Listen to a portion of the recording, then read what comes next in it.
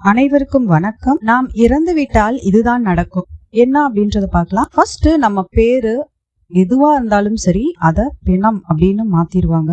குடும்பத்தினர், உறவினர், நண்பர்கள் எல்லாருக்குமே நம்ம இறந்த தகவலை சொல்லுவாங்க. துயரங்களையும் நினைவுகளையும் பகிர்ந்துக்குவாங்க.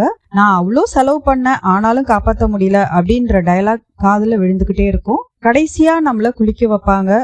புது துணி உடுத்தி விடுவாங்க. மாலை போட்டு அலங்கரிப்பாங்க. சாவுமணி ஒலிக்க, கொட்டு முழங்க, உறவினர்களும் நண்பர்களும் சூழ்ந்து நிற்க நம்மள இறுதி ஊர்வலமா மயானம் நோக்கி எடுத்துட்டு போவாங்க. நம்மளுடைய அடுத்த தலைமுறை பெருசா சொல்ற மாதிரி இல்ல அப்படின்னா சாவுக்கு வரத்துக்கு கூட யோசிப்பாங்க.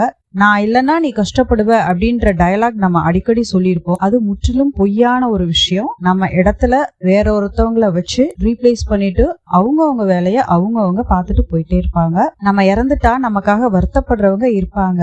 அதுவும் நம்ம இது வரைக்கும் செஞ்சிட்டு இருந்த வேலைய இனி யார் செய்ய போறது அப்படின்றத நினைச்சு அந்த வருத்தமானது இருக்கும். மனசார வருத்தப்படுறவங்க ரொம்ப கம்மி தான். நம்ம கஷ்டப்படும் போது வருத்தப்படுற மாதிரி நடிக்கிற கூட்டம் நம்ம நல்லா இருக்கும் போது வயிறெறிஞ்சு வாய்க்கு வந்ததெல்லாம் சொல்லிட்டு போகும். நம்ம இறந்ததை ஒவ்வொருத்தரும் ஒவ்வொரு விதமா திரிச்சு பேசுவாங்க. அவங்களுக்கு என்னென்ன தெரியுதோ என்னென்ன தோணுதோ அதை சொல்லி அவங்களுக்குள்ள பேசிட்டு போயிடுவாங்க.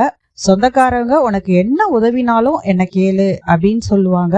ஆனா நம்ம ஏதாவது உதவி அப்படின்னு கால் பண்ணணும்னு நினைச்சோம் அப்படின்னா நம்ம நம்பரை பிளாக் லிஸ்ட்ல போட்டிருப்பாங்க. மத்தவங்கள பத்தி நம்ம தெரிஞ்சுக்கணும் அப்படின்னா நம்ம கஷ்டத்தை அவங்க கிட்ட சொன்னாலே போதும். யார் யாரு எப்படிப்பட்டவங்க அப்படின்றத நம்ம தெரிஞ்சுக்கலாம். நம்ம இறந்ததை கொண்டாடுற விதமா தடல் புடலா கறி விருந்து நடக்கும். காரியம் நடக்கும் போது புது துணிமணி, மொய் அப்படின்ற பேர்ல பணம், நகை அப்படி இப்படின்னு ஒரே கொண்டாட்டம் தான்.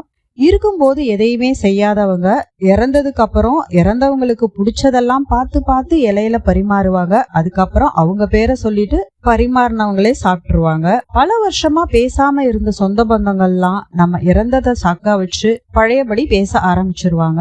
இருக்கும்போது எதுவுமே செய்யாதவங்க இறந்த பிறகு புதுசா உரிமை கொண்டாடுவாங்க. எல்லாம் இந்த அற்ப சொத்துக்காக தான். அவங்களுக்கு தெரியல நம்ம இறந்தாலும் இதே நிலைமை தான் நமக்கும் அப்படின்றது. நான் சொன்னதெல்லாம் உண்மைதான் அப்படின்னு நீங்க நினைச்சீங்கன்னா ஒரு லைக் பண்ணிட்டு மறக்காம நம்ம சேனலுக்கு சப்ஸ்கிரைப் பண்ணிட்டு சப்போர்ட் பண்ணுங்க. நன்றி.